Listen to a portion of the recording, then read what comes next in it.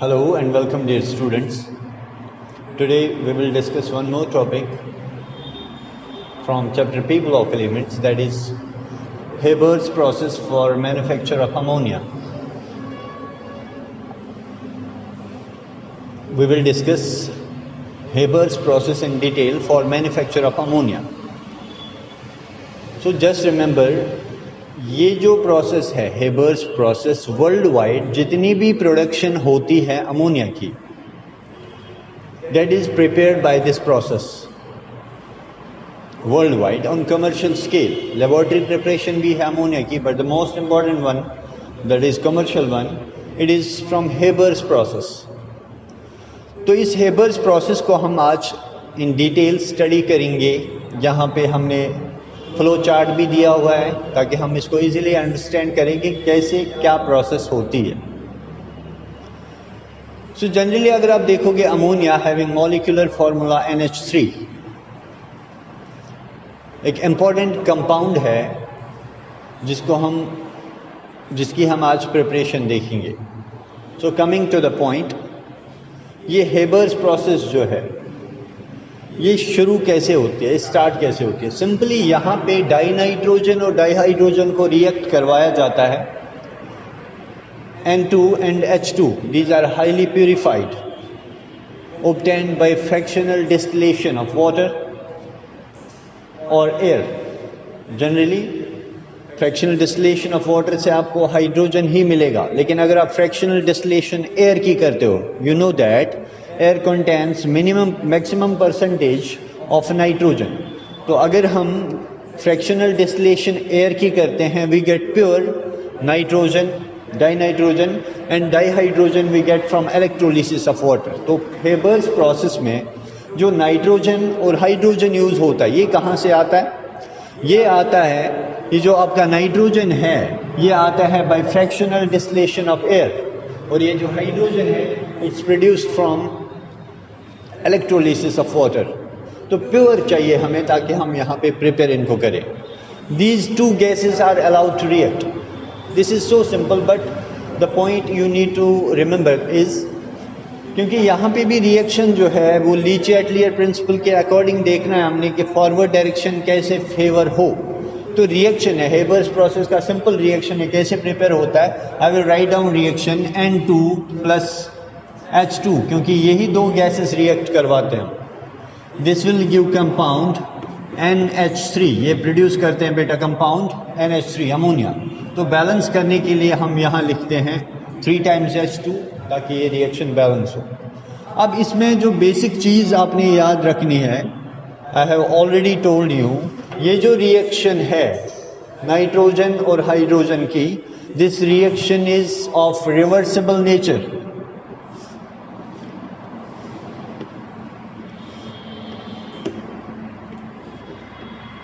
ये जो रिएक्शन है ये रिवर्सिबल नेचर की है. ये गैस होता है हमारे पास, हाइड्रोजन गैस, और अमोनिया भी गैसेस फॉर्म में ही फिर इसको लिक्विफाई किया जाता है इन दिस कंडेंसर.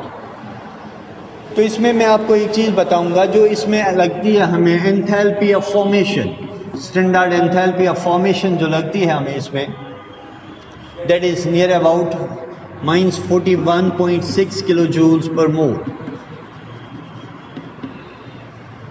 तो जो हीट रिलीज होती है, because this is exothermic, reaction is of exothermic nature, heat evolve होती है, that's why this value is coming negative. ये जो वैल्यू नेगेटिव है आपने थर्मोडायनेमिक्स में पढ़ा होगा, when we give heat to the system, when we give energy to the system, the value is positive.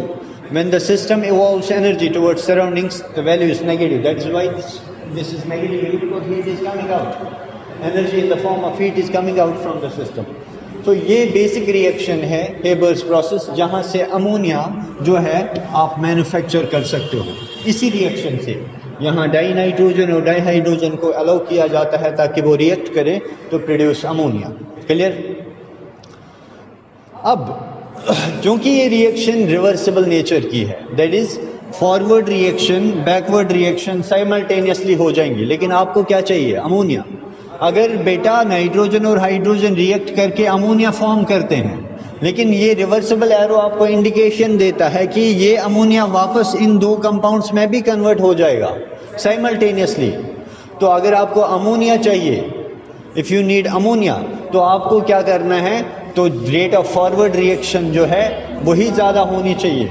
Reaction को इक्विलिब्रियम पे अगर आप सेट होने देते हो, इसका मतलब नाइट्रोजन और हाइड्रोजन कंबाइन होंगे to get ammonia, they will reconvert into hydrogen and nitrogen. मैं ये बात बोल रहा हूँ कि अगर हम नाइट्रोजन और हाइड्रोजन को अमोनिया में कन्वर्ट कर रहे हैं, ये अमोनिया तो वापस कन्वर्ट होगा डाई नाइट्रोजन डाई हाइड्रोजन में, फिर अमोनिया कैसे बनेगा। तो ऐसी कंडीशन के लिए आपको बोला जाता है, क्योंकि हमें अगर अमोनिया चाहिए, अगर हमें अमोनिया चाहिए तो we need forward reaction to proceed at much faster rate. तो हमें अगर अमोनिया चाहिए, वो किस रिएक्शन में मिलेगा, हमें फॉरवर्ड रिएक्शन में। बैकवर्ड रिएक्शन में हमें क्या मिलेगा, डाई नाइट्रोजन डाई हाइड्रोजन। तो हमें फॉरवर्ड रिएक्शन पे जोर देना है।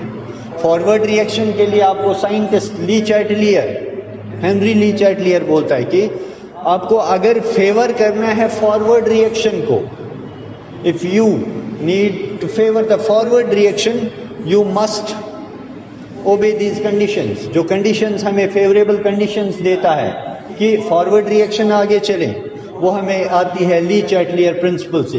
तो फॉरवर्ड रिएक्शन को आगे बढ़ाने के लिए जो हमें कंडीशंस मिलती है favourable, those are from Le Chatelier principal.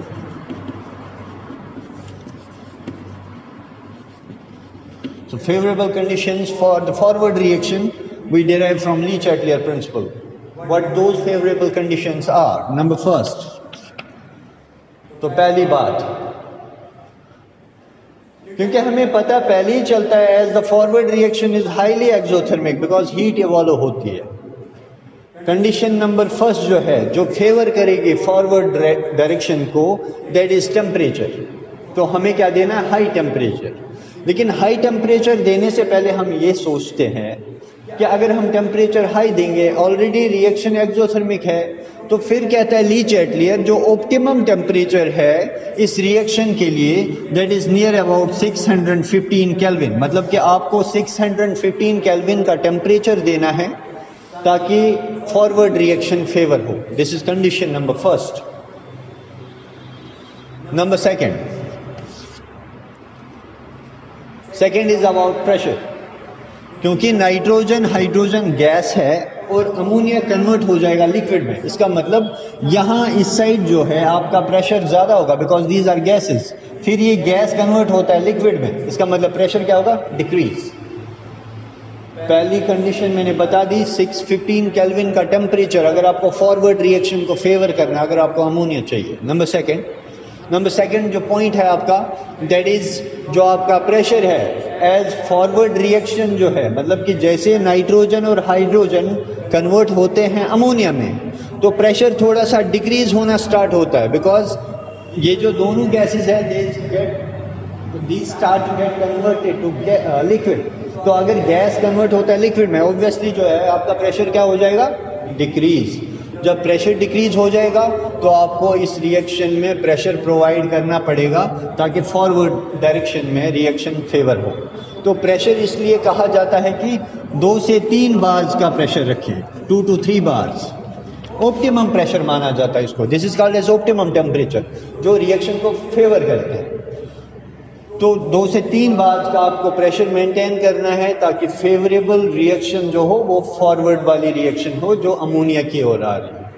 Number third is most important, if you need to favour the forward reaction, अगर आपको फॉरवर्ड रिएक्शन चाहिए जिसमें अमोनिया प्रोड्यूस हो रहा है, तो क्या करना पड़ेगा आपको, तो आपको कैटलिस्ट का यूज करना पड़ेगा। Catalyst, you all should know what catalyst means. Catalyst क्या होता है, एक ऐसा substance which enhances the rate of reaction without itself getting chemically changed। मतलब एक ऐसा सब्सटेंस जो रेट ऑफ रिएक्शन को इंक्रीज करता है और खुद केमिकली उसकी कोई भी प्रॉपर्टी अल्टर नहीं होती, that is catalyst rate of reaction को इंक्रीज करता है। How you will have studied that कि कैसे चेंज होता है, वो एनर्जी बैरियर्स, एक्टिवेशन एनर्जी, ठीक है, तो वो हम यहाँ पे डिस्कस नहीं करेंगे। यहाँ पे मैं आपको बोलता हूँ कि अगर आपको फॉरवर्ड रिएक्शन चाहिए तो आप एक कैटलिस्ट का यूज़ करें। कैटलिस्ट क्या करेगा, वो रेट ऑफ रिएक्शन को इंक्रीज करेगा। Suppose if I had to travel, यहाँ से मुझे एक जगह जाना है, ठीक है ना, वो जगह है 10 मिनट की दूरी पे अगर मैं पैदल चलूँ, if I will go by foot it will take 10 minutes. लेकिन अगर मुझे यहाँ से आके कोई बंदा लिफ्ट दे देता है, मान लो बाइक वाला एक आ गया और उसने मुझे लिफ्ट दे दी वहाँ पे, तो उस पर भी कोई इफ़ेक्ट नहीं पड़ेगा, लेकिन मेरा जो टाइम है वो बच गया, मेरी जो रेट है वहाँ पहुँचने की वो तेज़ी से, मुझे वैसे 10 मिनट लगते हैं, बाइक पे मुझे कितना मिनट लगा, 2 मिनट या 3 मिनट, इसका मतलब मेरा टाइम सेव हुआ, मेरी जो रेट ऑफ रिएक्शन है वो इंक्रीज। यही कैटलिस्ट का काम होता है। अब मैंने यहाँ पे क्या करना है, तो इसमें जो हेबर्स प्रोसेस में जो कैटलिस्ट हम लेते हैं वो जनरली टेक आयरन ऑक्साइड।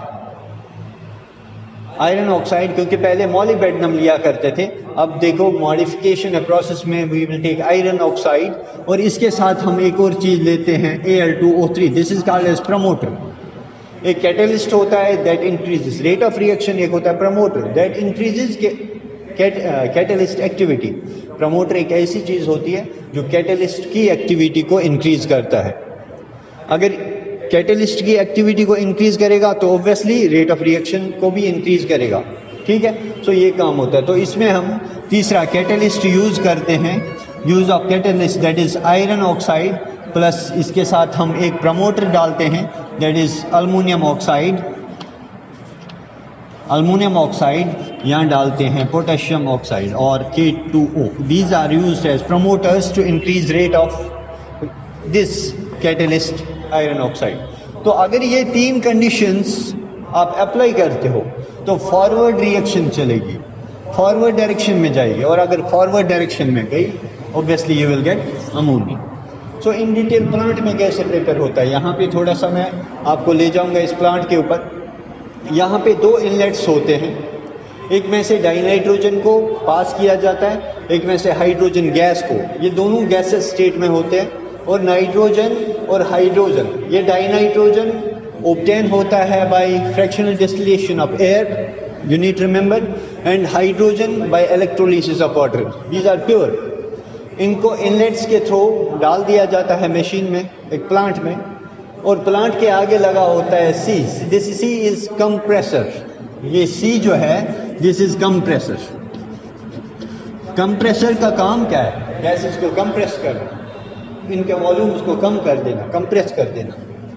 तो यहाँ पे डाइनाइट्रोजन और हाइड्रोजन मिक्स होते हैं, these pass through this pipe, और यहाँ पे आ जाते हैं कहाँ, कंप्रेसर के पास। जब ये कंप्रेसर के पास आ जाते हैं तो कंप्रेशन गैसेस को क्या करेगा, कंप्रेस करके ये जो कंप्रेसर है इनको फॉरवर्ड कर देगा कहाँ, कैटलिस्ट चैम्बर में। This is catalyst chamber. Catalyst chamber में कैटलिस्ट इनकी एक्टिविटी को एनहांस करेगा। तो ये कैटलिस्ट चैम्बर जो है it is fitted with FeO plus Al2O3। This is iron oxide as catalyst and aluminium oxide as its promoter. तो यहाँ पे कैटलिस्ट चैम्बर में जब ये पहुँच जाते हैं तो इसके बाद एनहांस होगी रेट। इसके बाद ये कहाँ जाएंगे, ये जो गैसेस है यहाँ पे आ जाते हैं, क्योंकि यहाँ पे ये रिएक्ट करना स्टार्ट करते हैं दोनों गैस। यहाँ कंप्रेस हुए थे, यहाँ रिएक्ट करना स्टार्ट कर गए और सीधे आ जाते हैं ये दोनों गैसेस कहाँ, कंडेंसर में। क्योंकि गैसेस फॉर्म में थे ये, अभी तक गैसेस फॉर्म में थे, यहाँ कंप्रेस हुए कैटलिस्ट चैम्बर में, इन्होंने रिएक्शन कर दिया, अमोनिया प्रोड्यूस हो गया। ये अमोनिया गैसेस फॉर्म में है, चला गया कंडेंसर में। अब कंडेंसर का आपको पता ही है, कंडेंस का मतलब है गैसेस को लिक्विफाई करना, गैसेस को ड्रॉपलेट्स में लेके आना। तो ये कंडेंसर का काम है, ये इन दोनों गैसेस को यहाँ पे ही पहले ये अमोनिया में कन्वर्ट होते हैं और यहाँ पे ये कंडेंसर जो है इस अमोनिया गैस को लिक्विफाई करता है एंड यू गेट अमोनिया।